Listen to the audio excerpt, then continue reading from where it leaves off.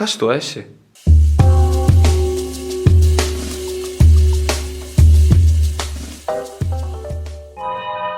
Vai mācības nav tava stiprā puse? Skolā nemāc to, kas ir nepieciešams dzīvē, tāpēc nepievērs uzmanību stundu laikā? Tā mans mīļais draugs praksa ir domāta tieši tev. Tā vietā, lai ilgas stundas sēdētu skolas solā neko neiemācītos, dodies praksē vai iegūsi brīvprātīgo darbu, kur pie īstiem darba devējiem apgūsi darba prasmes, iegūsi kontaktus, kā arī varbūt par kaut ko nopelnīsi. Visapkārt, ej tier pēc iespējām.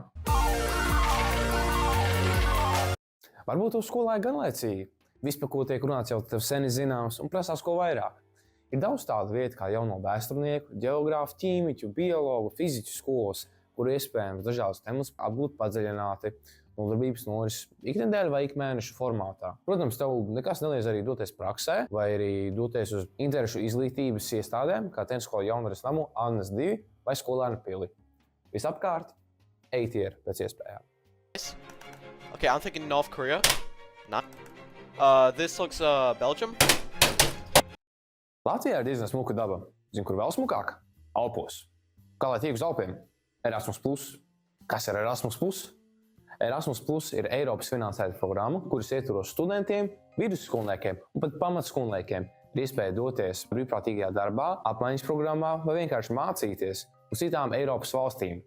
Vairāk par to mums pastāstīs Rīgas Tehniskās Universitātes dizaina fabrikas Groundlab vadītājs Lauris Pēteris Vējš. Es esmu piedalījies Erasmus+ projektā 2019. gadā 2 reizes. Pirmo reizi braucu uz Igauniju, un pēc tam es braucu uz Beļģiju. Erasmus+ es ieteiktu jebkuram jaunietim, kurš ir ieinteresēts piedalīties dažādās aktivitātēs, redzēt dažādas vietas, saprast citas kultūras un iegūt jaunas prasmes.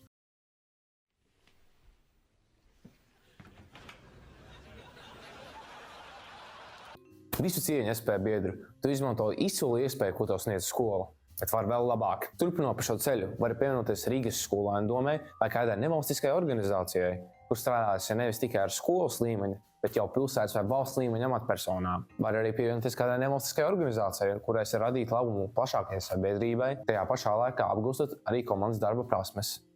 Visapkārt, augsts bītieri.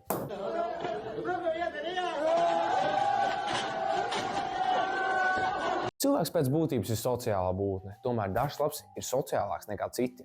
Ja tevī īpaši izceļas tavs pļāpīgums, tad diskusiju klubi ir tieši tā vieta, kur šo savu īpatnību var attīstīt tālāk. Diskusiju klubos tu kopā ar citiem vienaudžiem apspriedīs sabiedrībai aktuālas problēmas un mēģinās rast tām risinājumus. Šāda veida klubiņi ir ļoti populāri, tāpēc ir pilnīgi iespējams, ka tavā skolā jau šāds eksistē, tāpēc tur acis vaļā.